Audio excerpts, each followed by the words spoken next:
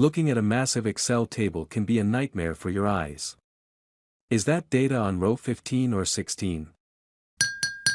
Let's fix that by creating a dynamic highlight that follows your cursor. Let's start with a simple method. First, select your entire table by pressing Ctrl+A. Go to the Home tab, click on Conditional Formatting, select New Rule, and choose Use a Formula to determine which cells to format. In the formula box, type equals, cell, open parentheses, double quotes, row, double quotes, close parentheses, equals row, open and close parentheses. That's, equals cell, row, equals row. This formula simply checks if the row of the cell you're looking at matches the row of your current selection. Next, let's choose a highlight color. Click on Format, then the Fill tab. Pick Color, and click OK, then OK again to apply the rule.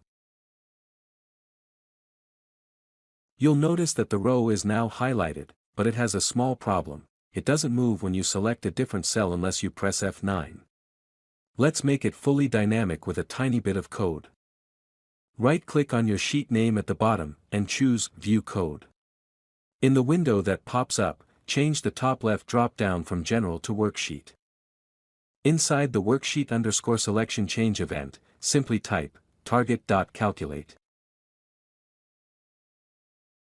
Now, when you move your cursor, the active row is recalculated instantly, and the highlight moves with you.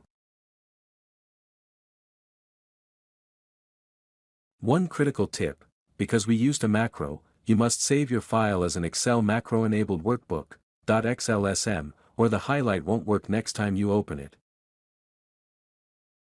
And that's it. Your active row is now highlighted dynamically. If this tip saved your eyes today, hit that like button and subscribe for more Excel hacks.